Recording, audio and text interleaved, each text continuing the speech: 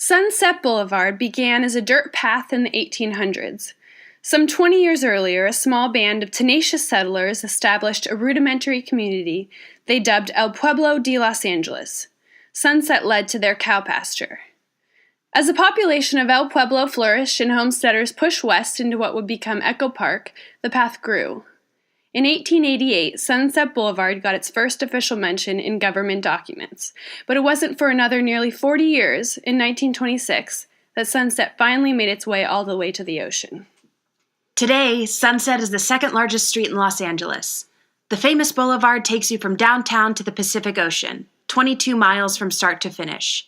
It begins unauspiciously between two bus stops at the cusp of Chinatown and jettisons west into Echo Park.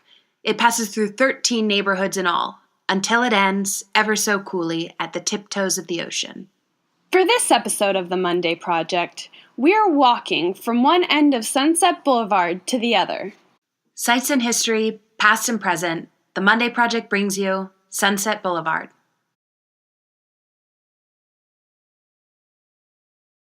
Sunset Boulevard was longer in 1926 than it is today. The several-block stretch at its easternmost end was renamed in 1993 to honor Cesar Chavez, the late activist for the rights of Mexican-American farm workers. It's one of our favorite taco joints.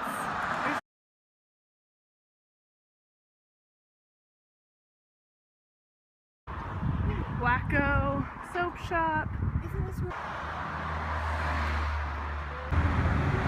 Here we reach the heart of Echo Park. New fancy benches. Ooh, how modern and loving.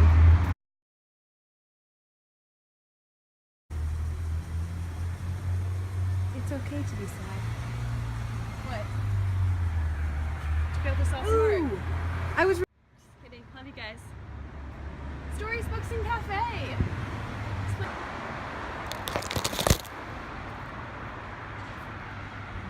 having a little bit of a morning coffee. Cheers. Finally. Awesome place. Sounds a great live music. The Barker clan. Yeah, my grandpa used to go there.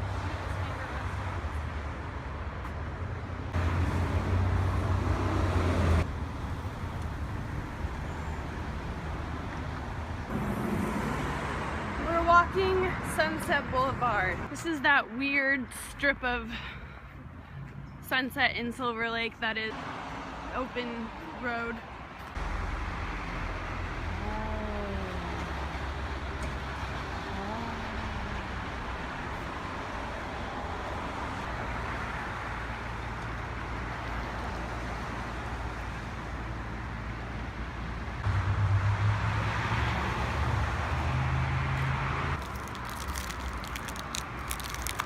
Common, highly recommend this.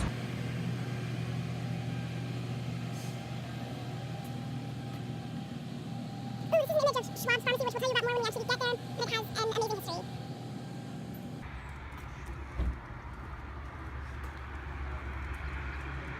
Tarina. Take a book, leave a book.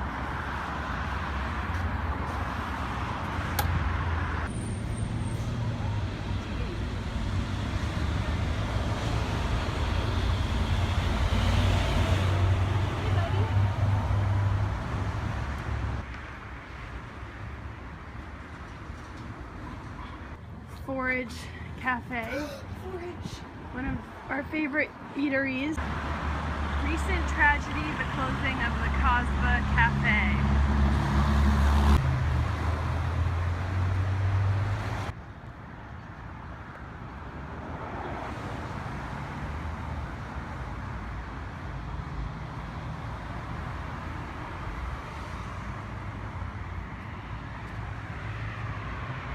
Here we're coming up on Tiki Teas, established in 1961. It's one of the first tiki bars.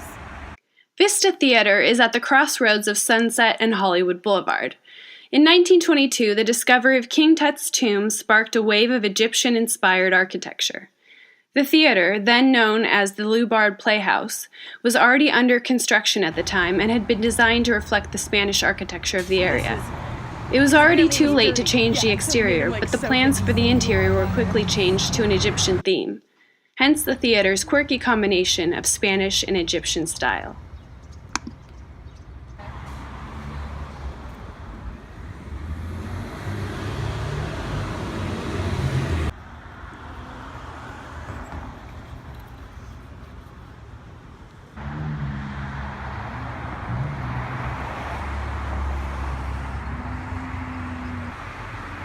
Get put behind bars.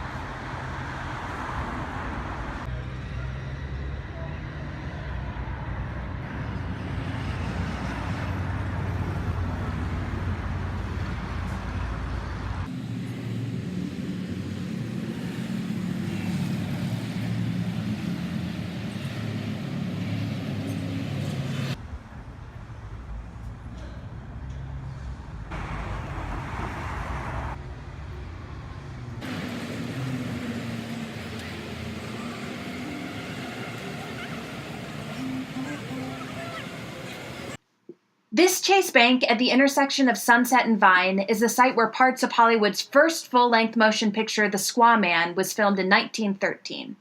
To honor the location, a time capsule was buried in 1954. The original capsule included scripts from I Love Lucy and recordings of Jack Benny. Twice the capsule was unearthed, and twice the contents had disintegrated. A third capsule is set to be unearthed in 2037. Contents of the new capsule include, somewhat peculiarly, the DVDs SWAT and Spider-Man, a DVD player to play those DVDs, and a necklace worn by Nicole Kidman in Moulin Rouge.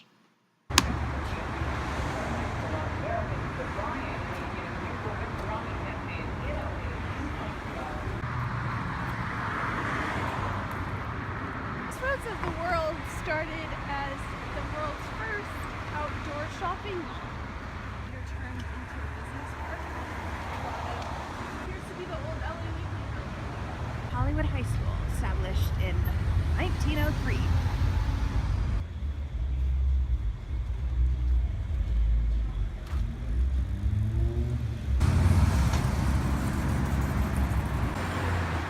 Next time I'm in snow, I'm gonna make a snowman.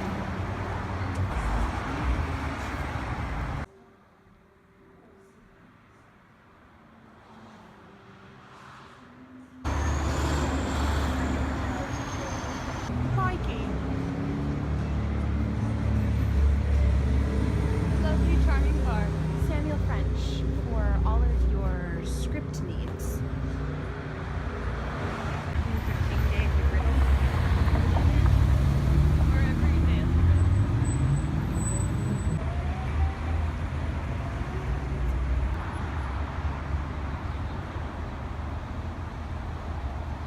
Chateau Marmont, inspired by a castle in the Loire Valley of France, was built in 1926.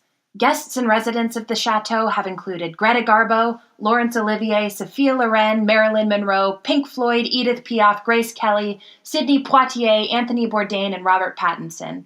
Jean Harlow honeymooned here, John Belushi died here, Howard Hughes rented 3 rooms and went into seclusion for 2 years here. You can ride a mechanical bull. The Comedy Store, formerly the famous celebrity hangout Ciro's Nightclub, was established in 1972. Johnny Carson was one of the first comedians to perform. Since then, the lineup has included greats such as Dave Chappelle, George Carlin, Arsenio Hall, Roseanne Carr, Whoopi Goldberg, and Louis C.K. The Rainbow Room Bar and Grill opened in 1972 with an Elton John party. It was originally an Italian restaurant called the Villanova, which is where Joe DiMaggio took Marilyn Monroe on their first date. The Rainbow Room has been a hangout for the likes of Led Zeppelin, John Lennon, and Elvis Presley. John Belushi ate his last meal at the Rainbow Room, a bowl of lentil soup, and was found dead the next morning at the Chateau Marmont.